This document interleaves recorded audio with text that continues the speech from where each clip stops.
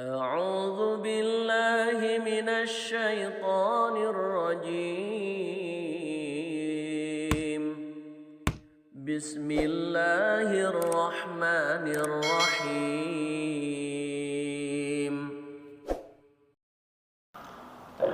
بسم الله الرحمن الرحيم. السلام عليكم ورحمة الله وبركاته. إن الحمد لله نحمده ونستعينه ونستغفره ونستهديه ونتوب إليه ونعوذ بالله تعالى من شرور أنفسنا ومن سيئات أعمالنا. من يهده الله فلا مضل له ومن يضلل فلا هادي له.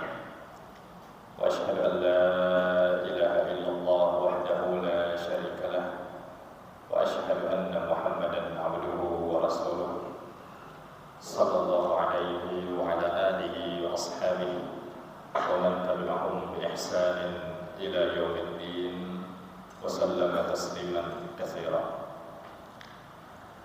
يا أيها الذين آمنوا اتقوا الله حق تقاته ولا تموتن إلا وأنتم مسلمون. يا أيها الناس اتقوا ربكم الذي خلقكم من نفس واحدة وخلق منها زوجها وبث منهما رجالا كثيرا ونساء واتقوا الله الذي تساءلون به والأرحام إن الله كان عليكم رقيبا. يا أيها الذين آمنوا اتقوا الله وقولوا قولا سديدا يصلح لكم أعمالكم ويغفر لكم ذنوبكم ومن يطع الله ورسوله فقد فاز فوزا عظيما. أما بعد فإن أصدق الحديث كتاب الله وخير الهدي هدي محمد صلى الله عليه وسلم وشر الأمور محدثاتها وكل محدثة بدعة وكل بدعة ضلالة وكل ضلالة في النار. Ya masyaallah ikhwan wal akhwat sekalian, azani Allah wa iyyakum.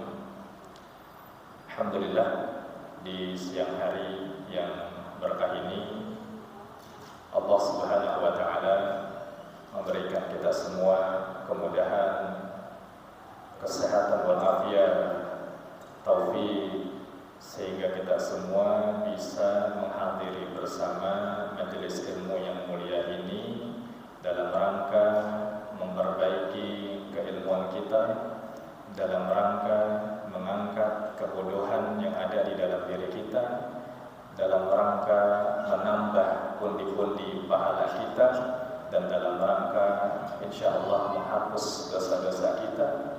Dan sesuai tema yang kita akan bahas insyaallah dalam rangka upaya kita memperbaiki kehidupan kita di dunia maupun di akhirat. Jamaah rahimani wa rahimakumullah. Pembahasan kita hari ini insyaallah kita akan membahas sebuah kaidah. Sebuah kaidah yang kalau seandainya kita terapkan, yang kalau seandainya kita jalankan, yang kalau seandainya kita amalkan, ini bisa menjadi salah satu sebab kehidupan kita bisa berubah menjadi kehidupan yang baik. Kaidah ini adalah kaidah yang ketika dilupakan oleh seseorang dapat membuat hidup orang tersebut jadi buruk. Hidup orang itu jadi berantakan. Hidup orang tersebut jadi penuh dengan kekurangan dan keburukan. Orang-orang yang melakukan perbuatan dosa itu karena mereka melupakan kaidah yang akan kita bahas. Orang-orang bisa korupsi, markup, penjualan, melakukan mohon maaf perselingkuhan, bahkan sampai zina waliyadzubillah, atau muqaddimahnya sekedar chatting dengan lawan jenis baik via WhatsApp ataupun media sosial lainnya. Itu karena mereka tidak memahami kaidah yang akan kita bahas. Orang-orang yang mencuri dengan dalih tidak ada yang tahu. Orang-orang yang melakukan pembegalan di jalan ketika sepi dengan dalih gak ada yang tahu, itu mereka melakukan perbuatan buruk tersebut karena mereka tidak mengetahui kaidah yang akan kita bahas. Orang-orang yang sholatnya secepat kilat, bahkan ada yang 23 rakaat cuma 7 menit misalnya, atau orang-orang yang melaksanakan sholat ketika sendirian itu nggak sampai 3 menit. Nah, maka orang-orang tersebut kenapa bisa melakukan sholat ala kadarnya? Jawabannya adalah karena mereka tidak memahami kaidah yang akan kita bahas ini. Orang-orang yang ngaku puasa di Ramadan tapi diam-diam ternyata dia minum dan makan, itu karena mereka tidak mengetahui kaidah yang akan kita bahas.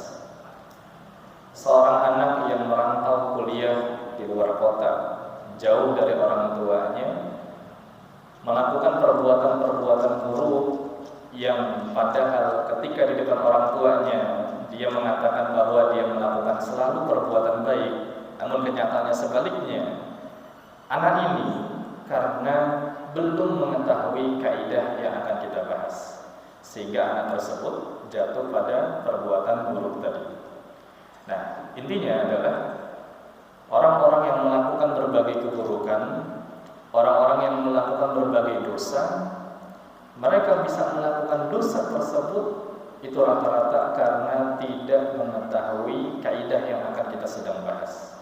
Sehingga hidupnya penuh dengan dosa, hidupnya penuh dengan keburukan, hidupnya penuh dengan maksiat, hidupnya jauh dari ibadah, dan hidupnya penuh dengan kedustaan, penuh dengan drama, penuh dengan menjaga image, padahal dia di mata Allah Subhanahu wa taala sangat-sangat buruk.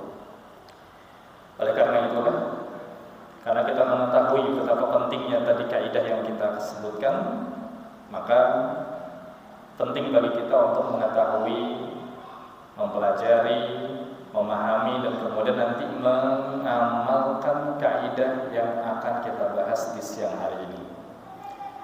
Apa kaidah tersebut? Apa kaidah yang bisa memperbaiki kehidupan kita? Apa kaidah yang bisa menjadikan hidup kita menjadi baik tersebut? Kaidah itu adalah kita perlu memahami bahwa kita hidup tidak pernah sendirian. Apa kaidahnya, Pak? Bahwa kita hidup ini tidak pernah sendirian. Jadi orang-orang yang melakukan dosa seperti perselingkuhan, kenapa dia lakukan itu? Karena dia yakin istrinya nggak tahu, sehingga dia jatuh pada perbuatan selingkuh tersebut. Orang-orang yang mencuri kendaraan di perumahan, di masjid, kenapa dia lakukan itu? Karena dia yakin yang punya motor nggak tahu, dia yakin dia sendirian. Orang-orang yang melakukan pembegalan di tengah malam, kenapa mereka lakukan itu? Karena mereka yakin dia sendirian, gak ada yang tahu. Tapi kalau seandainya kita yakin bahwa kita ini hidup tidak pernah sendirian, niscaya kita tidak akan pernah jatuh pada perbuatan dosa. Kalau kita yakin kita hidup gak pernah sendirian, niscaya kita tidak akan pernah mau melakukan dosa. Pasti kita mikir beribu-ribu kali pada saat kita mau melakukan maksiat. Jadi kita hidup itu gak pernah sendirian, melainkan selalu ada Allah Subhanahu wa ta'ala yang mengawasi kita, yang melihat kita, yang mengetahui semua perbuatan kita, yang mendengar semua ucapan kita. Bahkan Allah Maha mengetahui setiap rasa yang baru terbesit dalam hati kita. Ikhwas sekalian, barakallahu fikum. Kalau kita melihat di antara asma al-husna, di antara nama-nama Allah yang mulia, Allah Subhanahu wa taala memiliki nama, memiliki sifat, di antaranya Allah punya sifat Al-Alim. Apa Al-Alim? Allah Maha mengetahui. Allah Maha mengetahui. Kalau kita paham Allah itu Maha mengetahui, pasti kita nggak akan pernah ngumpet-ngumpet ketika mau melakukan dosa. Pasti nggak akan apa? Ngumpet-ngumpet kita mau melakukan dosa. Kita biasanya melakukan dosa itu terang-terangan atau ngumpet-ngumpet, Pak? Jujur saja, ngumpet-ngumpet. Apapun dosanya. Makanya Imam Ibnu Hajar Al-Asqalani ketika mendefinisikan dosa, beliau mengatakan bahwa dosa itu adalah sebuah perbuatan yang engkau tidak sukai ketika orang lain mengetahuinya. Apa itu dosa? Yaitu sebuah perbuatan yang engkau tidak sukai pada saat diketahui oleh orang lain. Itu di antara definisi dosa. Oleh karena itu biasanya kita melakukan dosa pada saat apa? Sendirian. Nah, coba kalau seandainya kita memahami bahwa kita nggak pernah sendirian, melainkan kita punya Allah yang memiliki nama Al-Alim, yang Maha mengetahui semua perbuatan kita, baik lagi rame-rame maupun sendirian, pagi hari ke siang, malam ke, pasti Allah akan ketahui perbuatan kita. Maka tanamkan selalu dalam hati kita, saya ini hamba Allah, Rabb kita adalah Allah yang Al-Alim, yang Maha mengetahui semua perbuatan kita.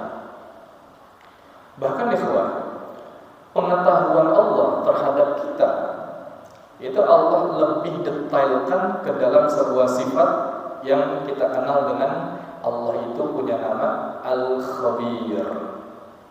Apa Al-Khabir? Al-Khabir, Allah Maha mengetahui, namun pada hal-hal yang sifatnya detail. Sifatnya ini tersembunyi. Seperti apa? Seperti sesuatu yang baru ada dalam hati. Sesuatu yang baru terbesit dalam hati, Allah tahu. Kita apakah suka sama orang, dengki sama orang, ibadahnya ria atau ikhlas, kita ada rujuk, sunnah, itu kelihatan, belum terucap. Allah sudah tahu. Kenapa? Karena Allah Subhanahu wa taala sifat Al-Khabir. Allah punya sifat Al-Khabir. Maka jangan pernah main-main terhadap perbuatan dosa. Maka jangan pernah kita mudah melakukan dosa dengan berpikiran bahwa kita ini sedang sendirian. Bahwa kita sedang apa? Sendirian. Bahwa kita sedang sendirian. Hati-hati. Karena hakikatnya kita sebagai hamba Allah gak pernah sendirian. Kita gak pernah apa? Sendirian. Belum lagi Allah punya sifat Al-Basir. Apa Al-Basir? Allah Maha melihat semua perbuatan kita, meskipun kita kerjakan di tengah hutan, tengah malam, gelap, gak ada yang tahu, tapi Allah tahu perbuatan kita. Allah pasti mantau, melihat apa yang kita lakukan. Kenapa? Karena Allah Al-Alim. Makanya Allah pernah singgung di antara manusia yang aneh. Allah katakan dalam Al-Quran, yastakhfuna minan nas wa la yastakhfuna minallah wa huwa ma'ahum idh yubayyituna ma la yarda minal qawl. Di surat An-Nisa ayat 108. Surat An-Nisa ayat 108. Allah katakan apa? Yastakhfuna minan nas. Ada orang yang tipikalnya dia malu bermaksiat kalau ada orang lain. Jadi cek.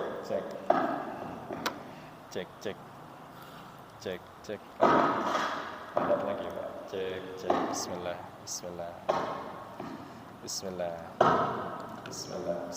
Ya.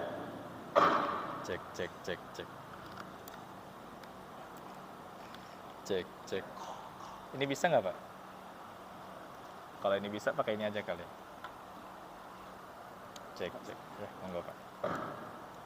Cek. Bismillah. Ya.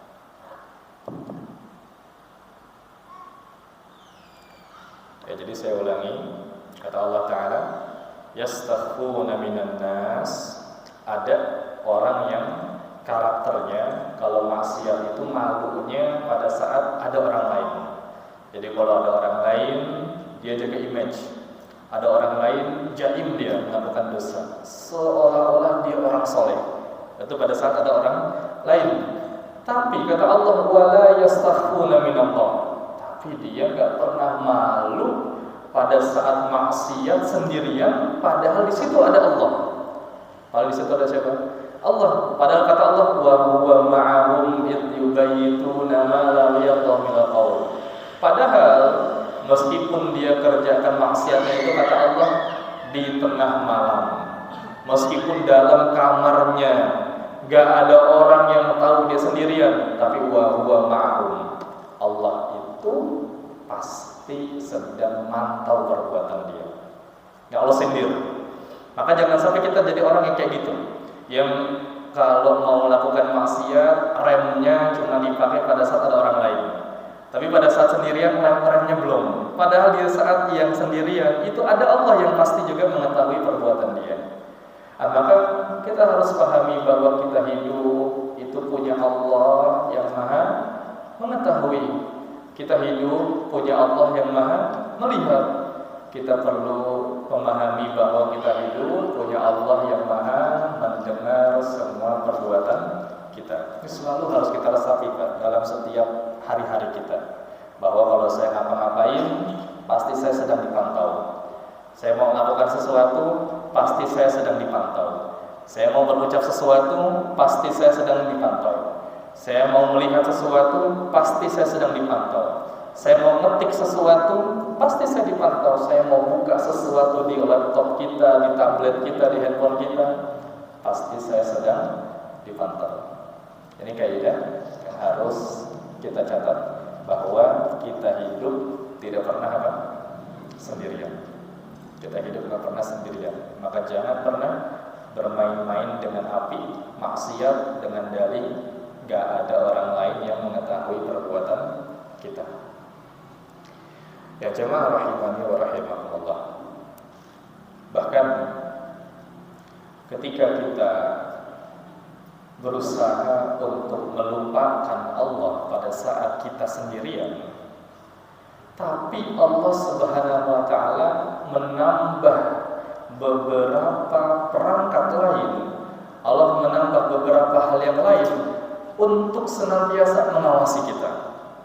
Jadi pada saat misalnya kita nggak yakin, Allah nggak mungkin mengawasi kita, Allah nggak mungkin terus memantau kita, tapi Allah Subhanahu wa ta'ala mengirim perangkat-perangkat kepada kita, hal-hal kepada kita untuk senantiasa mengawasi kita.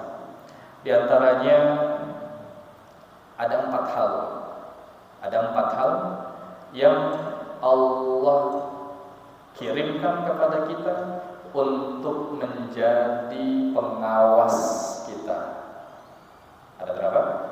4 hal yang setidaknya Allah jadikan 4 hal tersebut untuk senantiasa mengawasi kita. Artinya kita nggak pernah sendirian. Artinya kita harus mikir-mikir kalau kita mau melakukan dosa. Ya, yang pertama, apa hal tersebut yang senantiasa mengawasi kita? Yang pertama adalah harus kita ketahui, kita pahami, dan kita yakini bahwa setiap kita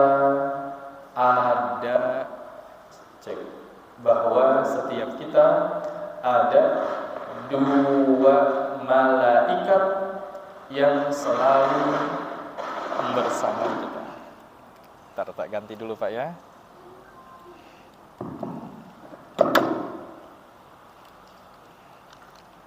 Bismillahirrahmanirrahim. Ya, saya ulangi. Jadi yang pertama perlu kita sadari bahwa setiap kita pasti ada dua malaikat yang selalu mengawasi kita. Ada dua malaikat yang pasti selalu mengawasi kita.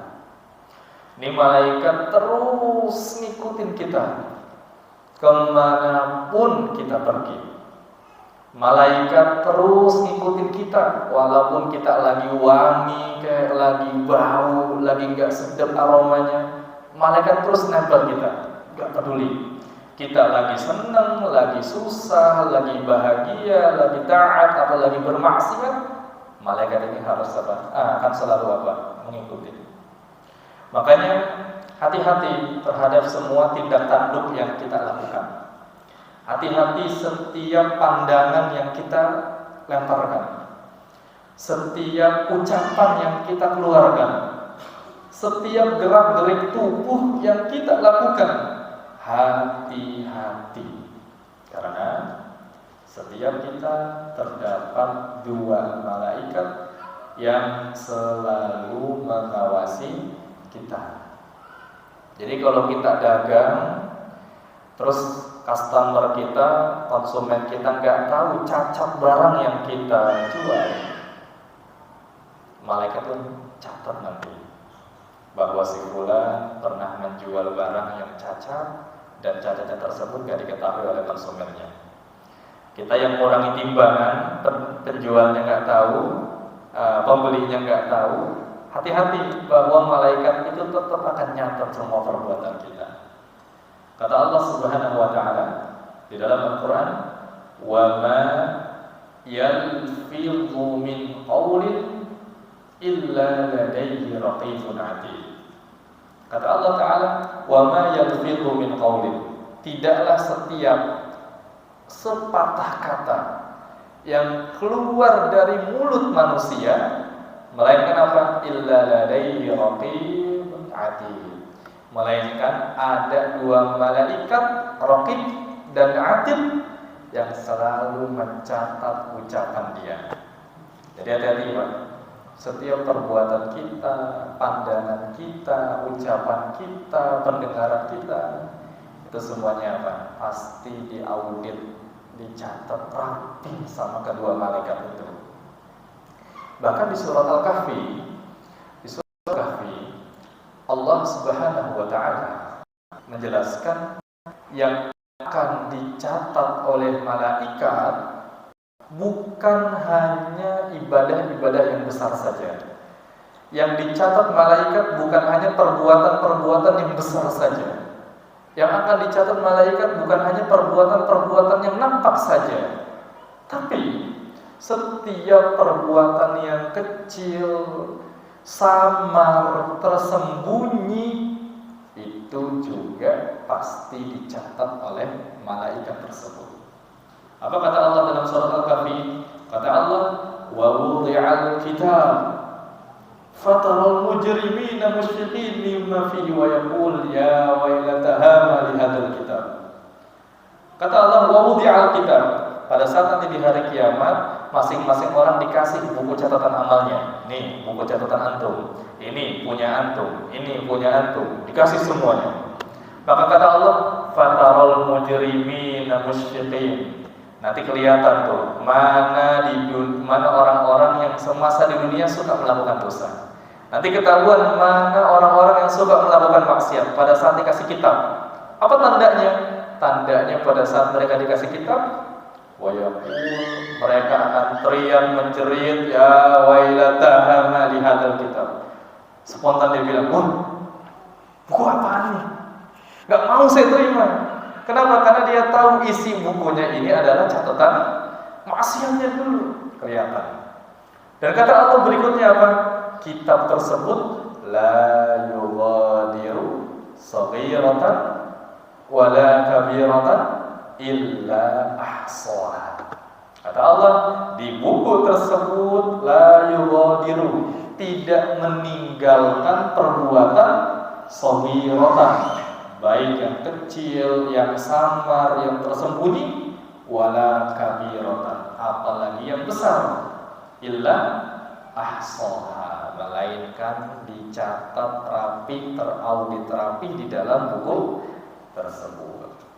Maka orang yang cerdas adalah orang-orang yang senantiasa menulis, mengukir catatan itu menjadi catatan yang baik. Orang yang cerdas apa? Adalah orang-orang yang sedang berusaha menulis buku catatannya tadi sehingga menjadi buku yang baik, buku yang baik.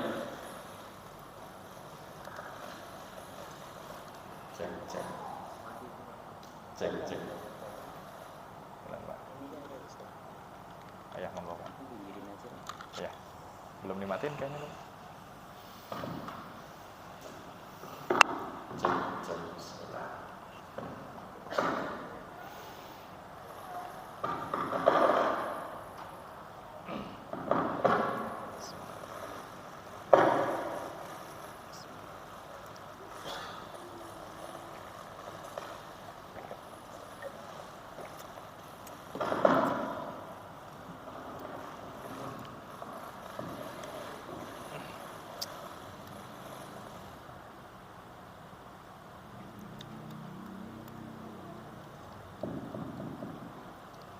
Bismillah.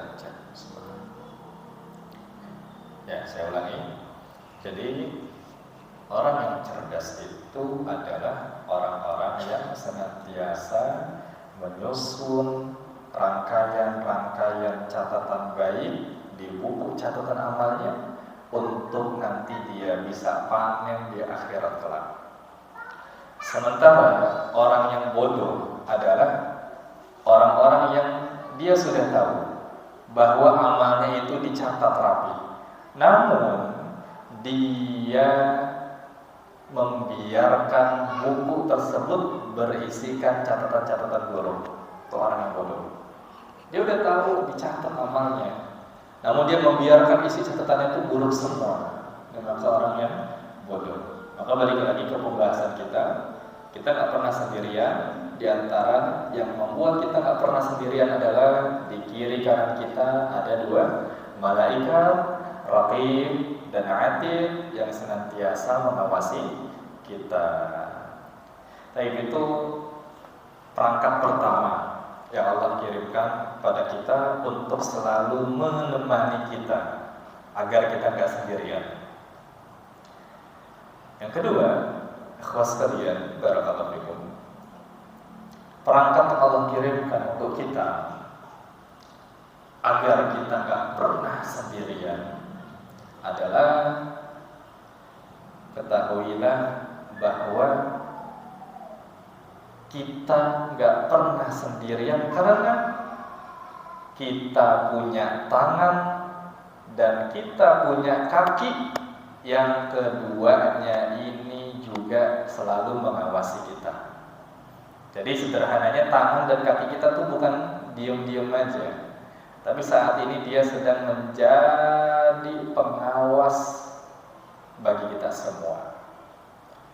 Bahkan di hari kiamat, tangan dan kaki ini bisa menjadi musuh bagi kita bersama. Tangan yang biasanya kita lakukan, kita gunakan buat melakukan maksiat, ini tangan diam aja. Kaki yang biasanya kita bawa ke tempat maksiat, ini kaki diam aja. Nanti di hari kiamat Allah Subhanahu wa ta'ala katakan bahwa tangan ini dan kaki ini akan laporin semua perbuatan kita. Jadi tangan kita, kaki kita ngapain nanti? Akan melaporkan semua perbuatan kita kepada Allah Subhanahu wa ta'ala. Allah katakan di surat Yasin. Di surat Yasin Allah Subhanahu wa ta'ala berfirman, "Al-yawma nakhtimu 'ala afwahihim wa tukallimuna aydihim wa tashhadu arjuluhum bima kanu yaksibun." Kata Allah di hari kiamat nanti, "Al-yawma nakhtimu 'ala afwahihim." Kami kunci semua mulut manusia. Jadi nanti di hari kiamat, ketika di hari pertanggungjawaban amal, mulut kita semuanya dikunci.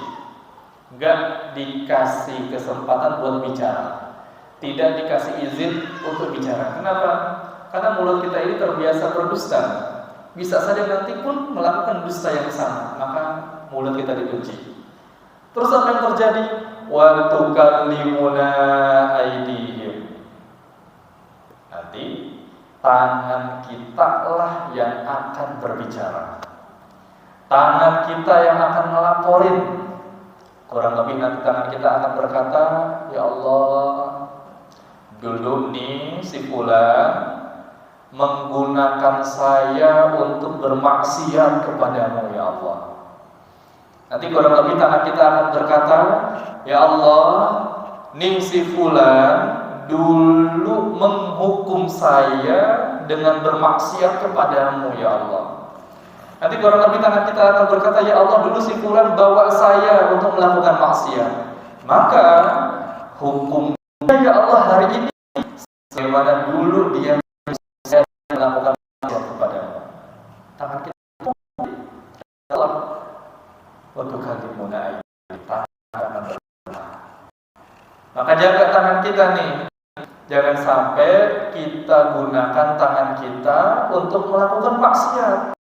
Karena yang kita lakukan dengan tangan kita itu semuanya terekam dengan rapi. Kalau nanti kita lakukan kebaikan, tangan akan menyampaikan kepada Allah, ya Allah, tangan ini biasa digunakan memegang mushaf. Tangan ini biasa menyentuh hal-hal yang baik, mengusap kepala anak, melakukan mengerjakan kebaikan, ditapaki ketika sujud. Tangan kita akan bicara. Tapi ketika kita biasa melakukan keburukan, ya Allah, tangan ini biasa disentuh untuk melakukan yang haram, biasa digunakan untuk mencuri, memukul, menzalimi orang lain. Maka itulah yang nanti akan disampaikan oleh tangan kita. Maka hati-hati, jangan pernah merasa sendirian, karena tangan kita sendiri pun menjadi pengawas kita semua. Dan di ayat tadi balik lagi, tidak hanya dengan pengakuan dari tangan, tapi apa yang disampaikan tangan itu dikuatkan dengan persaksian yang diberikan oleh kedua kaki kita. Jadi nanti setelah tangan bilang, ya Allah, si fulan nih dulu pernah menggunakan saya buat melakukan maksiat, apa yang terjadi? Kaki kita akan mendukung ucapan tersebut. Kata Allah, wa tashhadu arjuluhum bima kanu yaksibun. Dan kaki dia akan tashhad, memberikan persaksian. Kurang lebih nanti kaki kita akan bicara, ya Allah, betul yang dikatakan tangan si fulan, bahwa dulu si fulan ini pernah menghukum kami berdua untuk melakukan maksiat kepadamu. Kaki memberikan apa? Persaksian. Apa yang dikatakan tangan diperkuat oleh kaki kita. Maka selagi kita hidup masih punya tangan, selagi kita hidup masih punya kaki, jangan pernah merasa sendirian. Jangan pernah merasa apa Pak? Sendirian. Ya, khas kalian, ini yang kedua. Tangan kaki pun Allah sediakan untuk menjadi pengawas bagi kita semua. Yang ketiga sekarang, perangkat yang Allah sediakan untuk senantiasa mengawasi kita, untuk menegaskan bahwa kita hidup gak pernah sendirian. Ini lagi yang kita benar-benar gak bisa terlepas dari ini. Mungkin kalau tangan tadi ketika diamputasi, tangan kita diamputasi, misalnya kaki kita diamputasi, mungkin kita merasa bebas, oh udah gak ada tangan, gak ada yang ngawasin. Tapi yang ketiga ini luar biasa, kita gak bisa hidup melainkan ada saksi yang ketiga ini, melainkan ada pengawas yang ketiga ini. Apa yang senantiasa mengawasi kita dalam menjalani kehidupan? Yang ketiga adalah ketahuilah bahwa kita hidup senantiasa diawasi, gak pernah sendirian oleh kulit kita sendiri. Kulit kita sendiri. Jadi artinya kalau kita hidup masih punya kulit, artinya kita hidup juga selalu diawasi.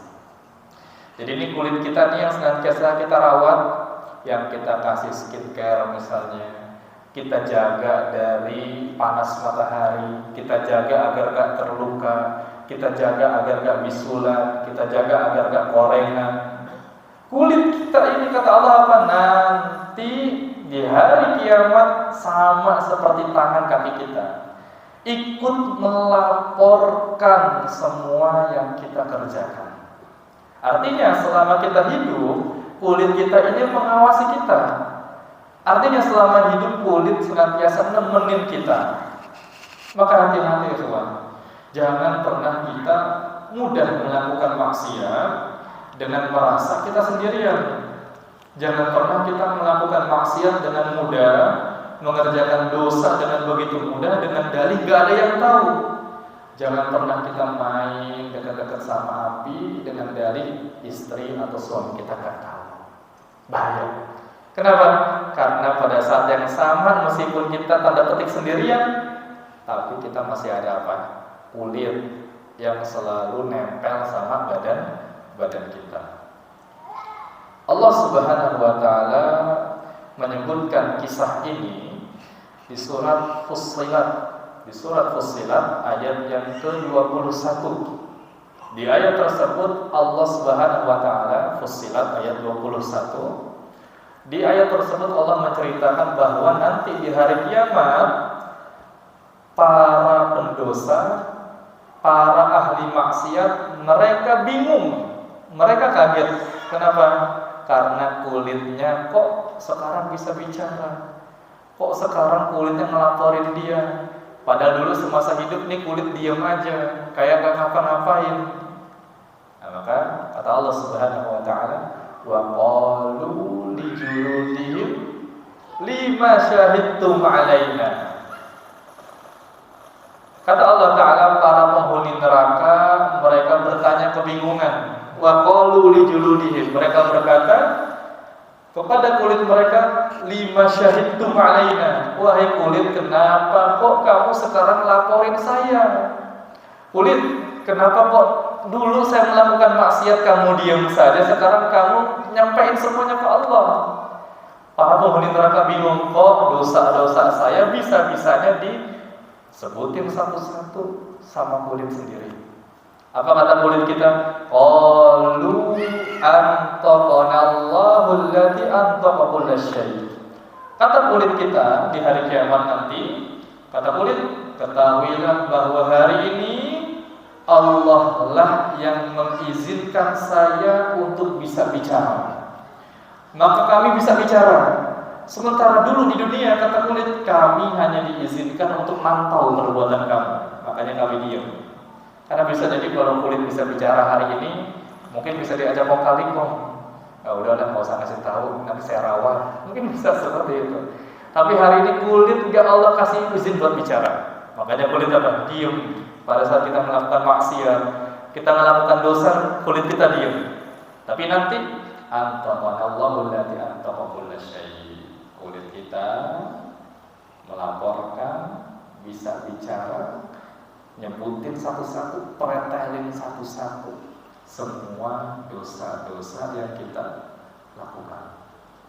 Maka Bapak Ibu sekalian, kalau kita hidup masih punya kulit, masih ada kulit yang nempel sama kita, hati-hati. Di saat itulah kita hidup tidak pernah sendirian. Kita hidup gak pernah apa? Sendirian. Berarti kita harus berpikir ulang kalau kita mau melakukan dosa. Berarti kita harus mikir 1000 kali kalau kita mau melakukan maksiat. Berarti kita harus tinjau dulu tuh pada saat kita mau melakukan keburukan. Kenapa? Karena kita hidup selalu bersama-sama kulit kita. Sampai sini sebelum kita lanjut. Ini kira-kira kita hidup tuh selalu sendirian atau kita selalu didampingi, Pak? Berarti kita hidup pernah sendirian atau tidak pernah sendirian? Kita pasti hidup gak pernah sendirian. Ini baru yang keberapa? Yang ketiga ya, tadi Allah Al-Alim, Al-Basir, As-Sami. Kemudian yang kedua kita diawasi malaikat, dan yang ketiga kita diawasi oleh kulit kita sendiri. Nah, tangan ya, tadi tangan, baru sekarang kulit. Nah, kemudian pengawas kita yang keempat berarti yang membuat kita tidak pernah sendirian, yang membuat kita harus mikir berkali-kali kalau kita mau melakukan dosa. Kita perlu pahami yang keempat adalah setiap jengkal tanah yang kita pijak, itulah yang juga akan mengawasi kita. Apa berikutnya akan selalu mengawasi kita? Setiap jengkal tanah yang kita injak, yang kita dudukin, yang kita lindes sama roda motor mobil kita, maka itulah yang akan menjadi saksi buat kita nanti di hari kiamat, dan itulah yang akan selalu menemani kita dalam kehidupan sehari-hari. Maka pada saat kita hidup masih nginjek tanah, kita hidupnya belum terbang misalnya, maka di saat yang sama kita harus selalu mikir bahwa kita hidup gak pernah sendirian. Bahwa kita hidup gak pernah sendirian kapan? Kalau kita hidup masih nempel sama tanah. Makanya sebelum kita lanjut, di antara sunnah yang harus dikerjakan oleh seseorang pada saat selesai melaksanakan sholat wajib, kemudian dia mau melaksanakan sholat sunnah, apa sunnahnya? Yaitu berpindah tempat. Misalnya kita sholat zuhur di sini, kita mau sholat ba'diyah, maka apa yang harus kita lakukan? Pindah ke tempat yang lain. Kenapa demikian? Karena kata para ulama agar semakin banyak jengkal tanah menjadi saksi kebaikan buat kita. Karena tanah ini nanti akan menunjukkan semua perbuatan kita pada Allah. Semakin banyak tanah yang kita injak buat melakukan kebaikan, semakin banyak tanah yang kita pijak untuk melakukan ibadah, maka akan semakin banyak nanti tanah yang menjadi pendukung kita. Semakin banyak tanah yang menyampaikan kebaikan buat kita. Tapi sebaliknya, jika semakin banyak tanah yang kita injak, yang kita pijak untuk melakukan keburukan, maka akan semakin banyak pula tanah yang akan menjadi musuh kita di hari kiamat kelak. Maka saya ulangi sekali lagi, hati-hati Pak. Kalau kita hidup masih nempel sama tanah, berarti kita gak pernah sendirian. Berarti kita harus terus mikir ketika kita mau melakukan maksiat. Saya ini maksiat sedang di atas tanah, saya ini melakukan dosa sedang di atas bumi. Yang berarti kalau saya lakukan maksiat tersebut, tanah sedang mantau kita. Tanah itu sedang menyaksikan perbuatan dosa kita. Bayangkan, mohon maaf, kalau seandainya kita sedang berzina, misalnya, na'udzubillah. Kemudian kita yakin gak ada yang menyaksikan perzinahan kita, tapi ternyata tanah melihat perbuatan zina tersebut. Malu gak kira-kira? Orang yang pikirannya jernih pasti malu. Belum lagi nanti ketika di hadapan Allah Ta'ala tangan ini menjadi saksi nyata, kelihatan jelas ada kita yang berzina di atas punggung tanahnya itu. Ini luar biasa. Mikir makanya. Jangan hanya kita takut maksiat kalau ada orang. Jangan takut maksiat kalau ada istri kita. Jangan hanya takut maksiat kalau ada suami kita, tapi takutlah maksiat pada saat kita di bawah lihat masih ada tanah. Ada keramik, ada peluran, ada aspal, pokoknya semua yang ada di bawah kita injak, ini akan menjadi apa? Saksi buat kita, dan semua perbuatan kita akan dibocorkan oleh tanah tersebut. Apa dalilnya? Dalilnya di surat Az-Zalzalah. Surat Az-Zalzalah yang setiap kita ini insya Allah hafal. Tinggal bagaimana kita terus memikirkan surat ini, memikirkan ayat ini, dan kemudian masukkan ke dalam hati kita. Apa kata Allah ketika Allah berfirman, "Idza zulzilatil ardu zilzalaha." Yang kedua, "Wa akhrajatil ardu athqalaha wa qala al-insanu ma laha." Yang keempat baru yauma idzin tuhadditsu akhbaraha.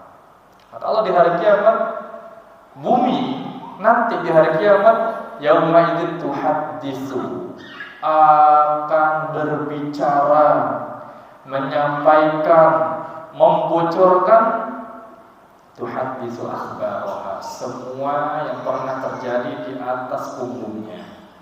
Pokoknya semua yang pernah kita lakukan di bumi nanti akan disampaikan lagi sama bumi tersebut. Setiap perbuatan yang pernah kita lakukan di atas tanah nanti akan dibocorin sama bumi tersebut. Yauma idzin tuhadditsu akhbaraha. Maka pikirin, pada saat kita mau maksiat, yauma idzin tuhadditsu akhbaraha. Mau maksiat lagi, yauma idzin tuhadditsu akhbaraha.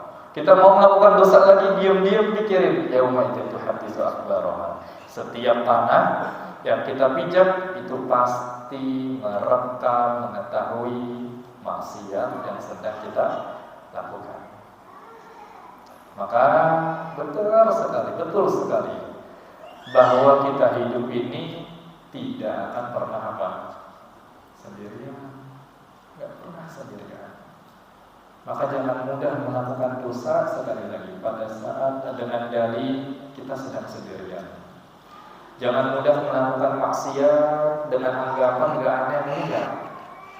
Jangan mudah melakukan perbuatan yang haram, yang buruk dengan perasaan bahwa nggak ada yang nyaksiin. Enggak, kita nggak pernah sendirian. Karena tadi ada Allah yang Maha mengetahui, ada dua malaikat yang selalu mengawasi kita. Yang ketiga apa tadi? Ada tangan dan kaki kita yang nempel sama kita, nanti akan menyampaikan semua perbuatan kita. Yang keempat ada apa? Kulit yang juga senantiasa mengawasi kita. Dan yang kelima, ada semua tanah yang juga akan menjadi pengawas kita. Makanya setelah kita mengetahui bahwa kita tidak pernah sendirian, bahwa kita nggak pernah sendirian, kita harus memahami sebuah kaidah bahwa Allah Subhanahu wa taala pernah berfirman di surat Al-Baqarah, ayat 235. Apa kata Allah di ayat tersebut? Kata Allah, wa'lamu annallaha ya'lamu ma fi anfusikum. Kata Allah, wa'lamu, ketahuilah, pahamilah, yakinilah bahwa Allah itu ya'lamu ma fi anfusikum. Allah mengetahui semua yang ada di dalam diri kalian. Allah tahu semua yang ada dalam diri kalian. Pesan akhirnya kata Allah, fahdaru, maka berhati-hatilah. Kata Allah apa? Ketahuilah, Allah tahu semua yang ada dalam diri kita. Allah tahu semua yang kita lihat. Allah tahu semua yang kita ucapkan. Allah tahu yang semua yang kita dengar. Semua Allah tahu. Ujung-ujungnya apa kata Allah? Fahdaru, maka berhati-hatilah pada saat mau melakukan maksiat itu. Hati-hatilah pada saat mau melakukan maksiat itu. Allah Subhanahu wa taala ikhwan juga mewanti-wanti kita. Ini biasanya jatuh pada laki-laki. Memang perempuan ada, namun jumlah ini lebih banyak dilakukan oleh laki-laki. Apa itu? Allah juga mengingatkan kita hati-hati, jangan sampai kita menjadi orang yang memiliki pandangan khianat. Pandangan khianat itu maksudnya apa? Suka curi-curi pandangan pada sesuatu yang haram. dengan anggapan istri kita di belakang nih kalau lagi naik motor dia nggak tahu, dengan anggapan suami kita di depan lagi nyetir motor nggak tahu. Hati-hati dengan pandangan khianat atau yang kita sebut mata jelalatan. Memang suami kita nggak tahu apa yang kita lihat. Memang istri kita di belakang lagi kita goncengin nggak tahu apa yang kita lihat lagi naik motor. Tapi kata Allah, hati-hati dengan mata khianat itu. Hati-hati dengan pandangan yang jelalatan itu. Hati-hati. Apa kata Allah di dalam surat Ghafir? Surat Ghafir ayat 19. Ayat 19 kata Allah, ya'lamu kha'inatal a'yun wa ma tukhfis sudur. Kata Allah, hati-hati, ya'lamu kha'inatal a'yun. Allah itu mengetahui kha'inatal a'yun, setiap mata yang jelalatan. Allah sampai detail begitu. Hati-hati kata Allah, ya'lamu kha'inatal a'yun, setiap mata yang jelalatan. Jadi hati-hati pada saat kita berkendara di luar dengan suami atau istri kita, jangan pernah kita jelalatan melihat sesuatu yang gak halal bagi kita, melihat sesuatu yang haram dengan anggapan suami kita nggak tahu, dengan anggapan istri kita nggak tahu. Tapi Allah tahu. Ya'lamu kha'inatal a'yun. Allah tahu apa? Setiap mata yang jelalatan. Bahkan kata Allah, wa ma tukhfis sudur. Jangankan mata yang jelalatan, kata Allah, yang tukhfis sudur, yang baru terbesit dalam hati saja, baru tersimpan dalam hati, belum sempat dikeluarkan, Allah juga tahu. Kata Allah apa? Jangankan yang kelihatan, yang baru terbesit dalam hati saja Allah tahu. Maka fahdaru, maka harus apa? Hati-hati setiap kita bertindak, melakukan perbuatan, pikir dulu berkali-kali pada saat kita mau melakukan dosa dan maksiat. Ikhlas sekalian, barakallahu fikum.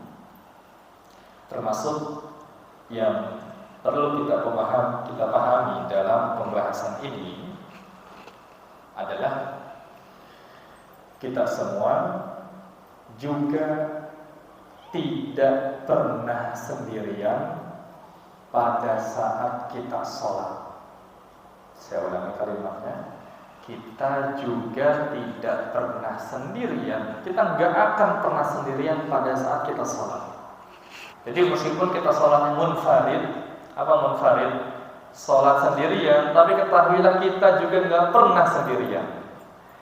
Allah mengetahui apa yang kita baca, apa yang kita pikirkan, apa yang kita khusyukkan pada saat kita berdiri, pada saat kita ruku, pada saat kita sujud, pada saat kita duduk di antara dua sujud, dan pada saat kita sampai salam. Allah tahu semuanya, Allah sedang mengetahui. Maka pada saat kita sholat, cobalah laksanakan sholat tersebut seperti seorang pegawai bawahan yang sedang bekerja di depan atasannya.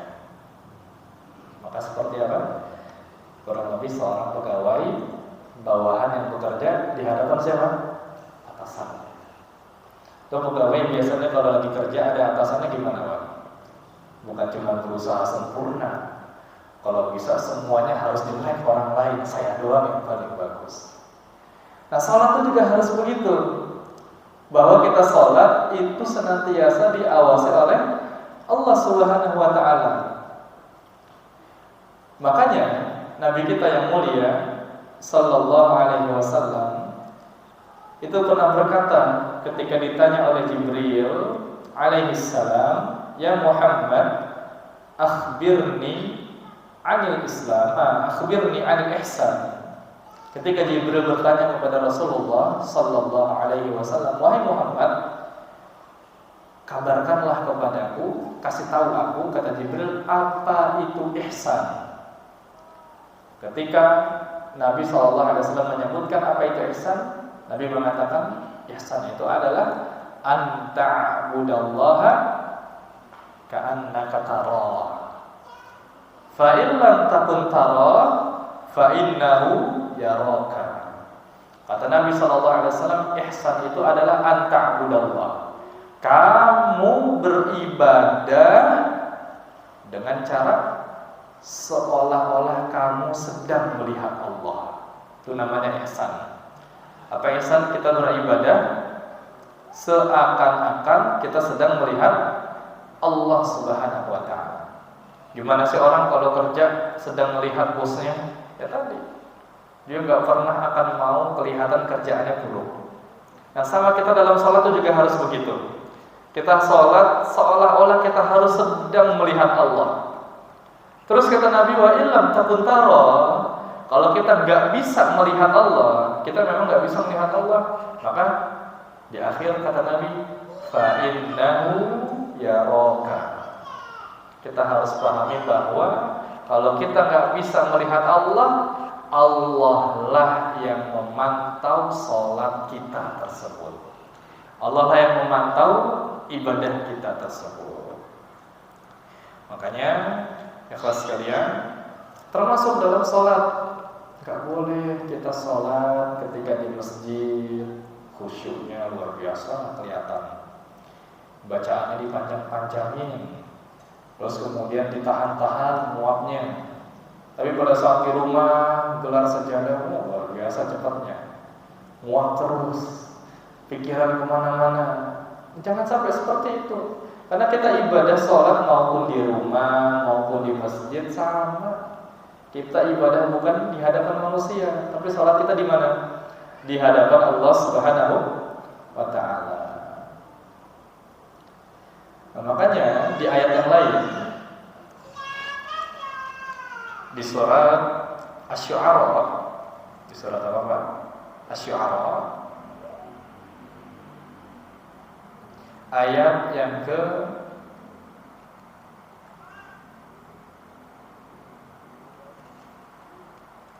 218 dan 219. Surat apa? Asy-Syu'ara ayat 218 dan 219. Allah sampai spesifik mengatakan bahwa ketika kita sholat, kita itu sedang dipantau oleh Allah Subhanahu wa ta'ala. Apa kata Allah Ta'ala? Allah katakan, alladzi yaraka hina taqum wa taqallubaka fis sajidin. Kata Allah Subhanahu wa ta'ala itu alladzi zat yaraka, yang selalu melihat kamu hina taqum, sepanjang kamu berdiri sholat. Jadi kata Allah, selagi kita sedang berdiri itu sholat, gimana Al-Fatihah kita, gimana gerak-gerik kita, gimana kekhusyuan kita, ya roka. Allah lihat perbuatan tersebut.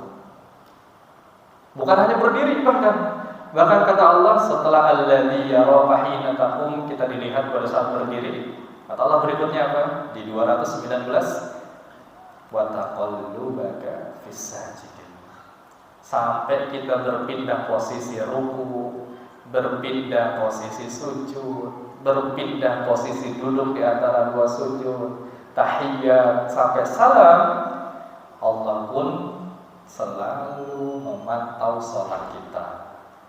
Maka bukan hanya pada maksiat kita harus berhati-hati bahwa kita tidak pernah sendirian. Pada saat sholat pun hati-hati, kita meskipun munfarid, namun kita nggak pernah sendirian. Jadi sholat kita nggak boleh beda. Mau ada orang, mau nggak ada orang, mau di masjid, mau di rumah, ada suami, ada istri atau tidak, tetap sholat kita harus dilakukan sebaik-baiknya. Kenapa? Karena sholat kita dipantau, disaksikan oleh Allah Subhanahu wa ta'ala.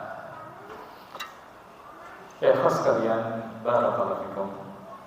Jadi ketika kaidah ini, yaitu kaidah bahwa kita tidak pernah sendirian, insya Allah kehidupan kita akan berubah jadi baik.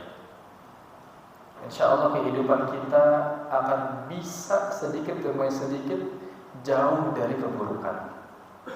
Insya Allah kehidupan kita bisa mudah dalam mengerjakan kebaikan, bisa mudah dalam meninggalkan keburukan. Ketika kita memahami kaidah ini, apa kaidahnya tadi? Bahwa kita hidup tidak pernah sendirian. Kalau kita memahami kita hidup gak pernah sendirian, gak ada lagi tuh nanti kita ketika bekerja melakukan markup data harusnya buat motor listrik 30 juta dibikin jadi 50 juta misalnya. Gak pernah lagi tuh nanti kita mungkin berhubungan dengan lawan jenis dengan dalih tidak diketahui istri atau suami kita misalnya. Gak ada lagi tuh kita curi-curi pandangan di jalanan, jelalatan. Insya Allah hidup kita jadi baik ketika kita memahami bahwa kita hidup gak pernah sendirian. Kita mau hidup di rumah sendiri, kita mau di tengah hutan, mau di planet lain, tetap kita hidup gak pernah sendirian. Karena kita punya Allah yang punya nama tadi Al-Alim, kemudian Al-Khabir, Al-Basir, As-Sami'. Terus juga di kanan kiri kita ada siapa? 2 malaikat yang ngawasi kita. Lebih jauh daripada itu ada tangan dan kaki kita yang juga selalu nempel sama kita, yang selalu mantau kita. Juga lebih dari itu, kita punya kulit yang selalu apa? Nempel mengawasi kita. Maka hati-hati, kita itu nggak pernah hidup sendirian. Apalagi terakhir tadi ada tanah yang selalu kita pijak, itu juga menjadi pengawas yang selalu menemani kita semuanya. Allah a'lam bishawab. Mungkin ini pembahasan yang kita bisa kaji pada siang hari ini. Silakan di waktu berikutnya apabila ada jamaah yang memiliki tambahan atau pertanyaan atau koreksian, ya dipersilakan. Allah a'lam bishawab. Ada Pak?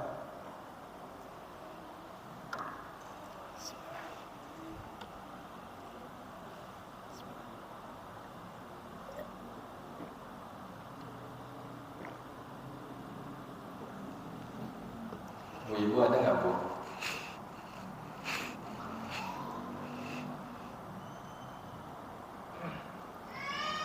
Bapak ada?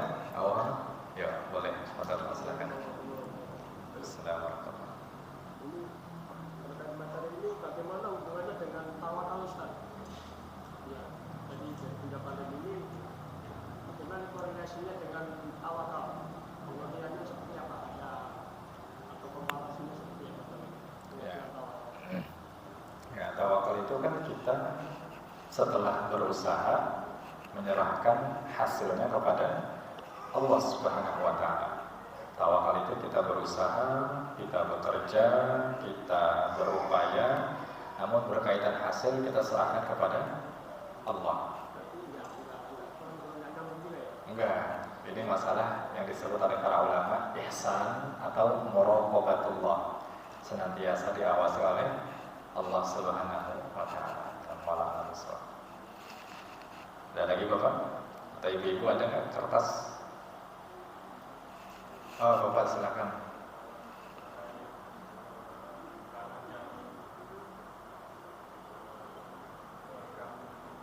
Boleh bantu dikasih mic-nya dulu kan, saya nggak kedengaran. Ada satu lagi ya. Sebentar Pak ya.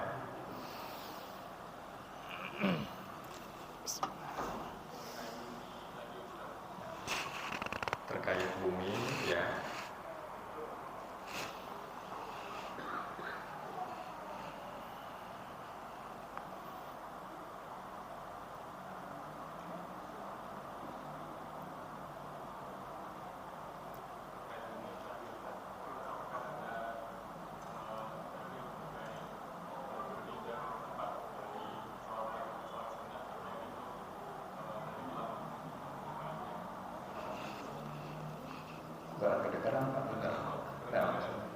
Dikasih aja Pak Imam. Ini ada tapi nggak Pak? Gak apa-apa, dikasih aja teleponnya.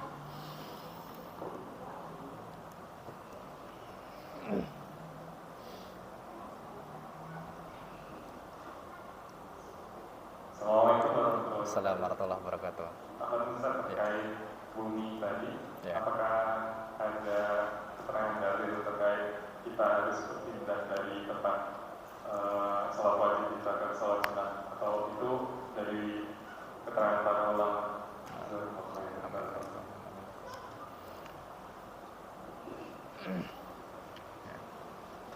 Para kelas. Ya, jadi kalau dalil secara khusus yang menyebutkan tentang perpindahan setelah wajib kemudian sholat sunnah, apakah ada dalil khusus? Alam saya belum tahu. Namun para ulama beristidlal mengambil kesimpulan hukum dari dalil yang tadi kita sebutkan, wa akhrajatil ardu asqalaha, bahwa yauma itu hadits akhbaraha, bahwa Allah Subhanahu wa taala ini menjadikan tanah untuk menjadi pengawas bagi kita, menjadi saksi bagi kita. Ketika kita melakukan keburukan, maka nanti tanah tersebut menjadi saksi keburukan bagi kita. Ketika kita melakukan kebaikan, maka tanah tersebut akan menjadi saksi kebaikan buat kita. Jadi dari ayat tadi, para ulama mengambil kesimpulan bahwa ibadah itu mesti diperbanyak tempatnya. Di antaranya apa? Yaitu sholat. Semakin banyak tempat sujud yang kita sentuh, maka akan semakin banyak saksi kebaikan kita. Ayo. Ada lagi Bapak? Ayo monggo Pak, silakan. Bolak-balik Pak, nggak apa-apa. Enggak, Ustaz.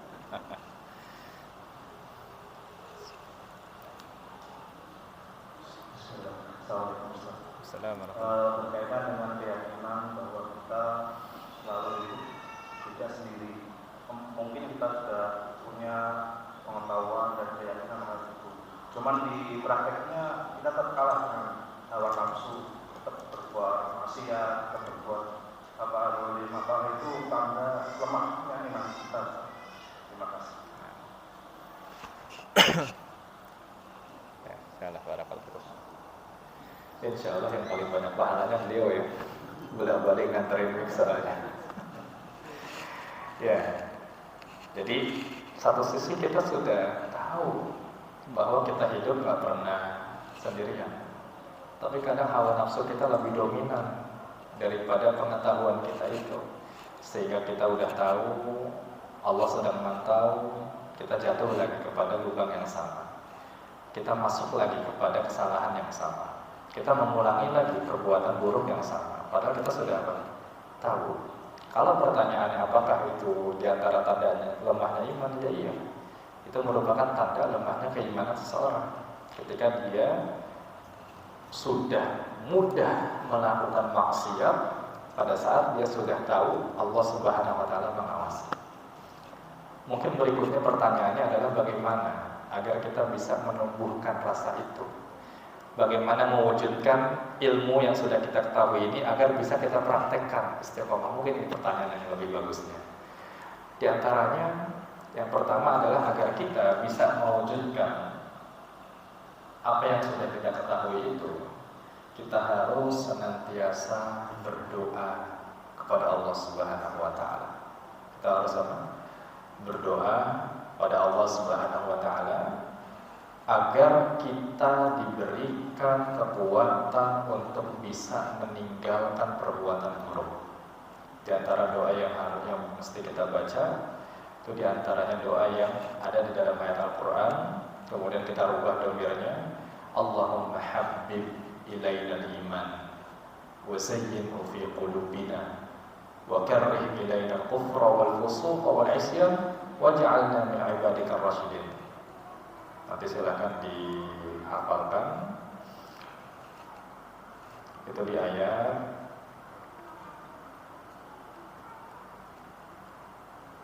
Surat Al-Hujurat ayat yang ke-7.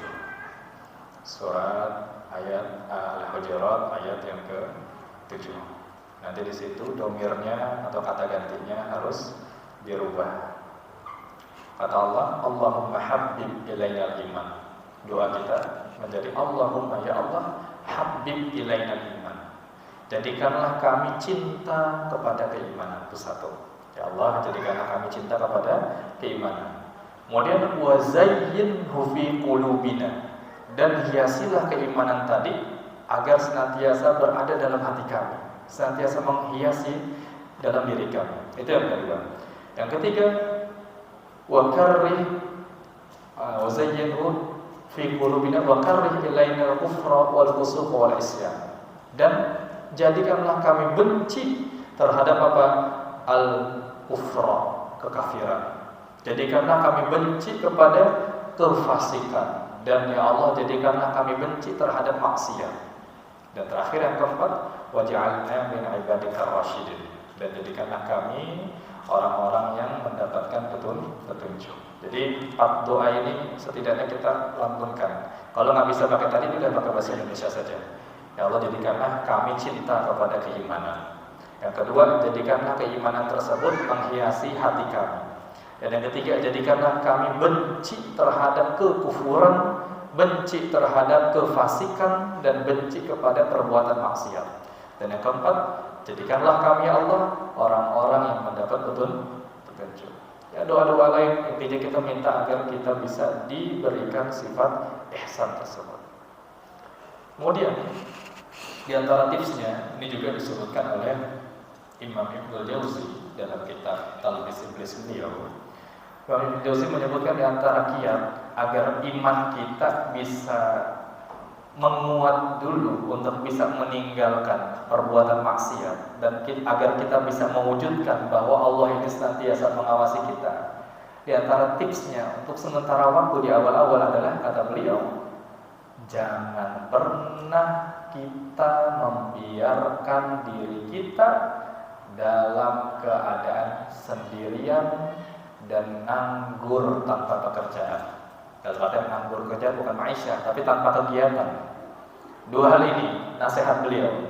Kalau kita mendapati, oh iman saya lemah, mudah terjatuh kepada maksiat, sementara kita udah tahu Allah melihat kita, maka tips dalam pintas awalnya, kata beliau, ada 2. Satu apa? Jangan pernah mau sendirian. Artinya harus selalu bersama orang lain. Kita jangan lebih milih di kamar sendirian, tapi mainlah sama anak, ngobrollah sama istri misalnya. Kenapa?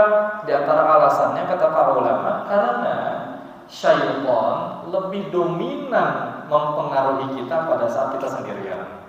Sementara kalau kita rame-rame bersama orang, intervensi syaitan ini lebih berkurang. Maka satu tuh, di saat iman kita masih lemah dan kita masih sulit mewujudkan itu, maka kata beliau, jangan pernah kita mau sendirian, tapi cari orang-orang yang menemani kita, entah main sama anak atau ngobrol sama istri, pokoknya jangan sendirian. Yang kedua, yaitu kata beliau, jangan nganggur tanpa kegiatan. Artinya jangan hanya rebahan saja dengan handphone doang misalnya, tapi cari aktivitas. Terserah mau aktivitas ibadah atau aktivitas mubah, yang penting ada kerjaan.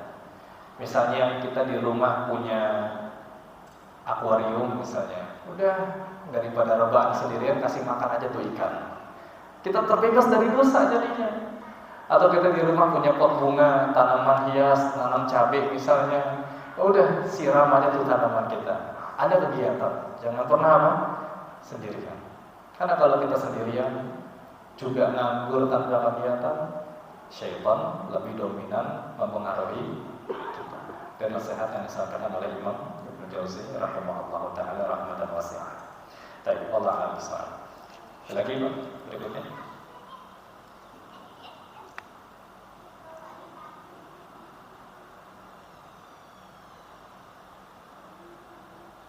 Ada tidak?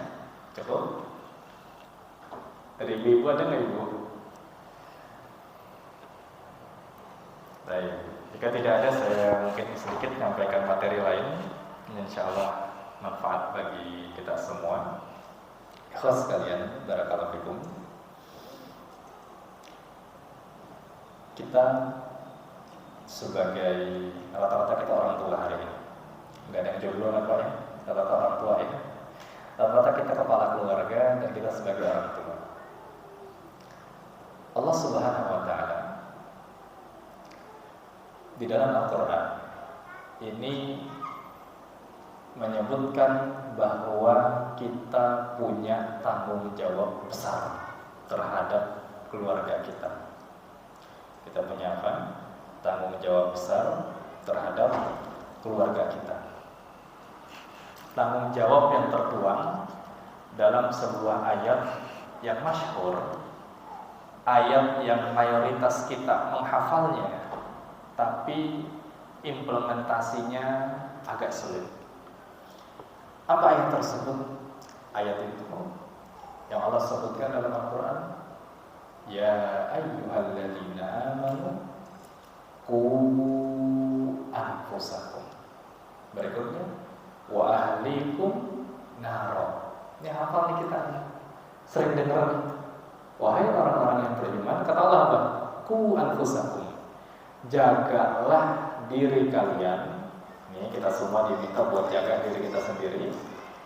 Wa ahlikum, dan jaga keluarga kita, istri kita dijaga, anak kita dijaga, cucu kita dijaga. Jaga dari apa? Wa ahlikum naro, agar jangan sampai kita masuk ke dalam api neraka. Jadi kita sebagai bapak, kita sebagai suami dituntut untuk menjaga keluarga kita agar tidak masuk neraka sama-sama, na'udzubillah. Terus pertanyaannya, gimana cara kita untuk menjaga keluarga kita agar gak masuk api neraka? Terus gimana cara jaganya agar anak-anak kita gak melakukan dosa? Terus gimana jaga istri kita di rumah pada saat kita bekerja di luar? Ini gimana nih jaganya?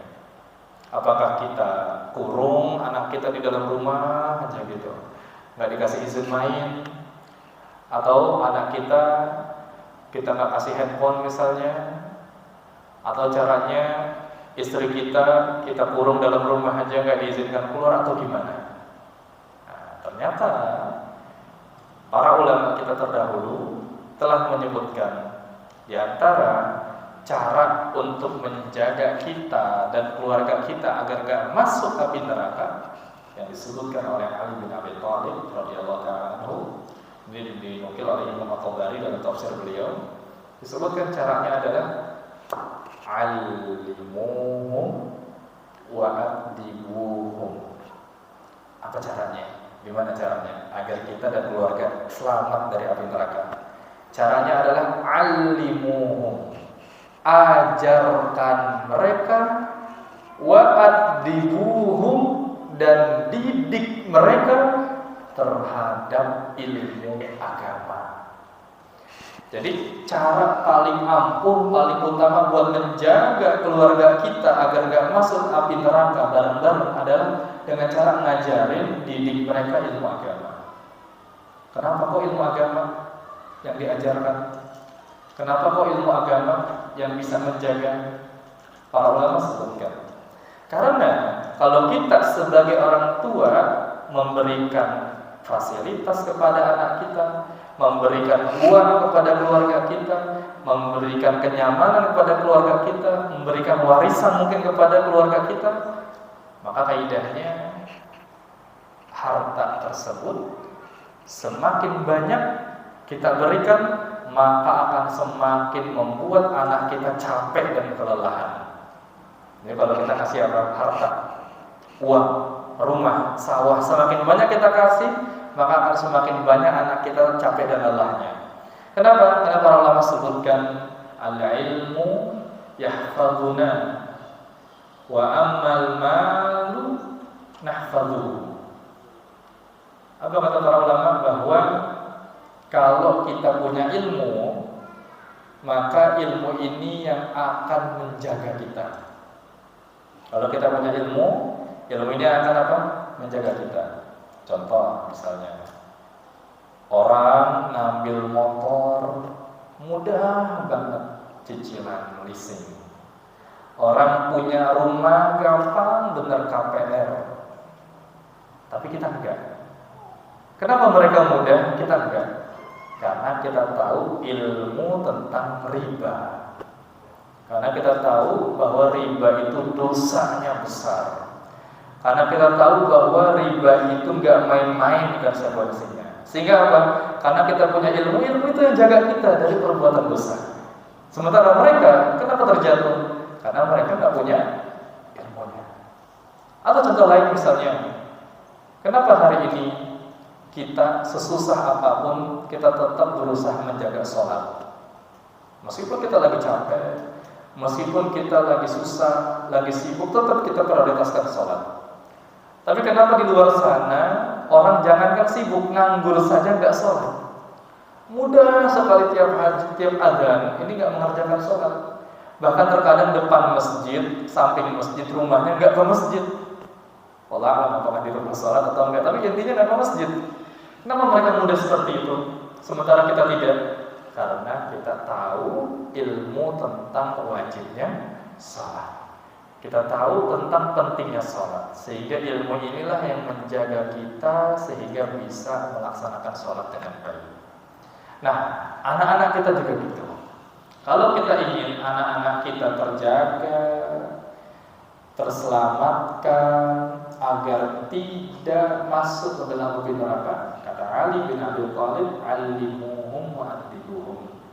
Ajarkan mereka, didik mereka, termasuk istri kita, kasih tahu, ajarkan, didik tentang ilmu agama. Semakin banyak ilmu agama yang kita ajarkan, yang kita berikan, maka akan semakin banyak mereka terjaga. Artinya apa? Mereka punya rem yang sangat pakem ketika di hadapannya terdapat sebuah maksiat. Jadi kita nggak akan khawatir anak-anak kita yang jauh kuliah di luar kota, yang ada lagi di Jogja, di Solo, di Malang. Kita nggak akan khawatir kalau seandainya kita sudah bekali ilmu agama pada mereka. Kenapa? Ilmu agama ini yang menjaga mereka. Tapi lihat di tempat yang di situ banyak kos-kosan, kampus, di situ juga banyak perzinahan. Kenapa? Karena mereka tidak tahu ilmunya, nggak punya ilmunya, sehingga mereka nggak ada remnya. Nah, oleh karena itu ikhwan, kita perlu memberikan ilmu sebanyak-banyaknya kepada keluarga kita, agar ilmu ini bisa menjaga mereka. Tapi kalau semakin banyak kita kasih harta, mereka itu akan semakin capek. Coba analoginya gini, kita punya motor butut Astrea gedeg-gedeg misalnya. Itu biasanya kita naruh di rumah, dikunci nggak tuh motor? Kadang nggak dikunci setang. Pagernya kita gembok nggak tuh? Nggak kita gembok. Terus kita kasih rem cakram nggak tuh motornya? Nggak akan kita kasih. Kenapa? Karena motor Astrea butut gedeg-gedeg. Tapi kalau seandainya kita punya motor baru, apa misalnya motor mahal Harley misalnya, atau PCX NMAX misalnya, baru, udah gitu mering lagi belinya. Apa yang terjadi? Itu bukan hanya dikunci setang motornya, tapi yang kita kunci cakram juga pasti. Terus juga rumah kita kunci pagarnya. Bahkan kalau perlu dimasukin ke dalam rumah, sekalian masukin ke dalam kamar. Ini harta semakin banyak usaha kita buat menjaga, semakin capek ujung-ujungnya. Maka jangan selalu kita prioritaskan betul kita memberikan nafkah kepada keluarga. Tapi yang paling penting adalah bagaimana kita memberikan ilmu agama. Nah, sehingga sebagai kesimpulan, tentu kita nggak akan bisa memberikan ilmu agama kepada keluarga kita, nggak akan bisa mendidik keluarga kita kalau kita sendiri bodoh terhadap agama. Saya ulangi, berarti kesimpulannya kita nggak akan bisa menjaga keluarga kita dari api neraka kalau kita sendiri bodoh dari ilmu agama. Maka kalau kita punya 7 hari dalam sepekan, 6 hari sudah buat kerja, paksa 1 hari dipakai buat ngaji. Paksa sehari harus ada kajian yang kita datang dalam seminggu. Paksa kita secapek apapun harus datang ke pengajian. Kenapa? Karena pengajian inilah salah satu upaya untuk menjaga kita dan keluarga kita agar nggak masuk api neraka. Tapi kalau kita kerja terus, libur nggak ngaji juga, sementara kita kepala keluarga, nggak punya ilmunya. Terus apa yang mau kita upayakan sebagai bentuk penjagaan kita kepada keluarga kita? Jangan sampai kita masuk neraka bareng-bareng, na'udzubillah. Dan luar biasanya, seorang salaf yang mulia yang bernama Qais Al-Mulai rahimahullah, beliau pernah menceritakan, berkata bahwa nanti, ini hati-hati Bapak Ibu, di hari kiamat nanti akan banyak para istri yang menggugat suaminya sendiri di hadapan Allah. Sekali lagi saya katakan, nanti di hari kiamat banyak para istri yang menuntut suaminya sendiri di hadapan Allah. Padahal ini istri, apa yang dia pengen dikasih sama suaminya, apa yang dimau sama istri dibeliin sama suaminya, akan diinginkan, pasti nggak segan-segan diberikan. Tapi nanti di hari kiamat menuntut.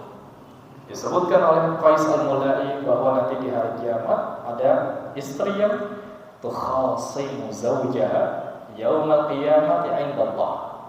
Kata beliau, di hari kiamat ada sosok istri yang menggugat, nuntut suaminya sendiri di hadapan Allah. Apa yang dituntut oleh istrinya? Apa yang dikatakan oleh istrinya? Istrinya berkata, "Ya Rabbi, hada zawji." Ya Allah, nih ini suami saya nih. Ya Allah, dikenalin, ini suami saya ya Allah. Allah, ini suami saya. Kenapa? Kata beliau, kata istrinya tadi yang nonton, fa innahu la yu'addibuni wa la yu'allimuni syai'an. Dia dulu semasa hidup enggak pernah ngedidik saya. Selama hidup dia enggak pernah ngajarin saya. Saya di luar buka kerudung, dia diem aja. Saya pakai motor dari riba, dia yang ngasih. Saya tinggal di rumah dari riba, dia yang memberikan. Dia diem aja, ya Allah, nggak pernah ngajarin.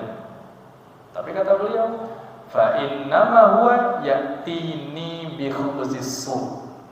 Kata dia, selama di dunia kerjaannya dia cuma menjadi mesin pencari uang. Cuman kerja doang dia, nyari duit doang. Jadi jangan kita kira kalau kita udah kerja kita bebas kewajiban, enggak. Ini semasa di dunia suaminya kerja. Dikatakan ya'tini bi khubzis su. Terus nyari uang, terus memenuhi kebutuhan istrinya. Tapi karena dia enggak ngajarin, enggak didik, apa yang terjadi? Istrinya nuntut.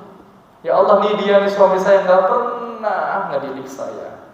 Maka saya melakukan dosa itu karena dia. Saya buka kerudung karena dia. Saya enggak sholat karena dia. Saya makan riba karena dia. Saya masuk neraka juga karena dia. Maka saya enggak mau masuk neraka sendirian. Saya tuntut dia, ya Allah, agar kita neraka bareng-bareng. Kan enggak seru begini jadinya. Di dunia bareng-bareng bahagia, makan bertalak bareng-bareng, naik motor bareng-bareng goncengan, tinggal satu rumah yang sama, tapi ujung-ujungnya masuk neraka dan saling ribut di hadapan Allah. Maka para suami, bapak-bapak sekalian, sediakan, alokasikan waktu dalam seminggu untuk belajar agama meskipun 1 kali. Ibu-ibu juga selalu support, dukung para suami untuk ngaji, datang ke pengajian.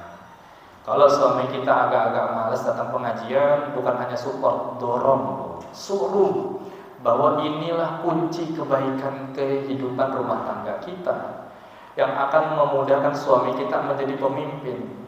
Ingetin kalau besok ada pengajian, ajak kalau besok ada pengajian, bareng-bareng sama-sama datang ke pengajian. Jangan melarang, jangan mempersulit. Udahlah Pak, kan udah dari Senin sampai Sabtu kerja belum sama saya, udahlah jalan-jalan nih hari Minggu sama saya, akhirnya nggak datang ke pengajian. Jangan begitu. Bahwa agama ini adalah sesuatu yang lebih bermanfaat untuk kita, istri, anak-anak kita.